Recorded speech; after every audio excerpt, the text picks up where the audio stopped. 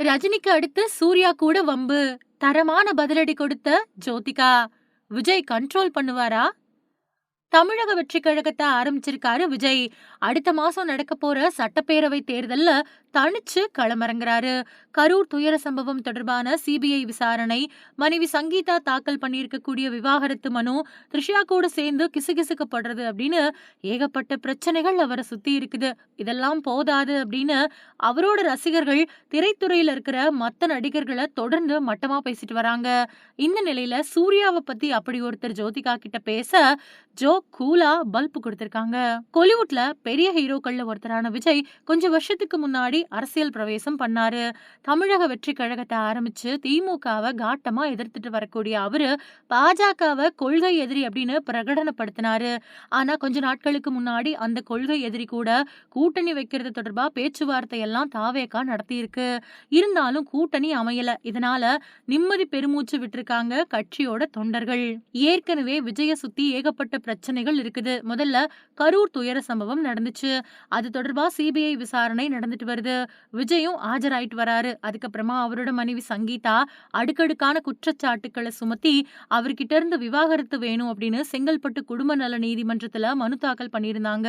அந்த பிரச்சனை ஓயறதுக்குள்ளேயே த்ரிஷா கூட ஜோடியா கல்யாணத்துக்கு வந்தாரு விஜய். அது மேற்கொண்டு பூகம்பத்தை கிளப்புச்சு. அதெல்லாம் ஒரு பக்கம் இருக்க, தாவேகாவை சேர்ந்த ஆதவ் அர்ஜுனா கொஞ்ச நாட்களுக்கு முன்னாடி நடந்த ஒரு ஆர்ப்பாட்டத்துல பேசினப்போ ரஜினி அரசியலுக்கு வர ஆசைப்பட்டாரு. ஆனா அவரை திமுக மிரட்டுச்சு. அதனால அவரு பின் வாங்கிட்டாரு. மன வலிமை இல்லாம போயிடுச்சு அப்படின்னு கொளுத்தி போட்டாரு. அதை பார்த்த பலரும் கண்டனம் தெரிவிச்சாங்க.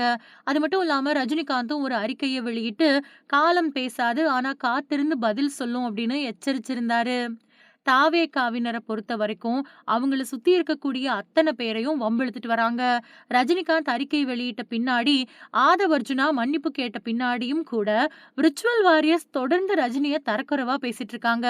அதே மாதிரி விவாகரத்து மனு வெளியே வந்த சமயத்துல சங்கீதாவையும் தரக்குறைவா பேசினாங்க. அத்தனைக்கும் விஜய் தன்னோட அமைதியைத்தான் பதிலா கொடுத்து அதிருப்திய சம்பாதிச்சுக்கிட்டாரு அப்படிங்கறது தான் உண்மை. ஏன் அவங்க இவ்ளோ வம்பு வளர்க்குறாங்க அப்படிங்கறதுதான் தெரியல. இப்படியே சுத்தி இருக்கிறவங்கள வம்பிழுத்துக்கிட்டு இருந்தா தேர்தல்ல கடுமையான எதிர்வினைகளை சந்திக்க நேரிடும் அப்படின்னு அவங்களுக்கு எச்சரிக்கை கொடுத்தாலும் தொடர்ந்து அதையே தான் செஞ்சுக்கிட்டு இருக்காங்க. ரஜினி பிரச்சனை கொஞ்சம் ஓஞ்சிருக்கிற சூழல்ல இன்ஸ்டாகிராம்ல ஜோதிகாவோட பதிவு ஒண்ணுல போய் சூர்யாவை விட விஜய் தான் சிறந்த நடிகர் அப்படின்னு கமெண்ட் பண்ணியிருக்கிறாங்க ஒரு ரசிகர். அதுக்கு ஜோதிகாவோ சிரிக்கிற ஸ்மைலிய போட்டு பதிலடி கொடுத்திருக்கிறது மாதிரியான புகைப்படம் ஒண்ணு வைரல் ஆயிட்டு வருது.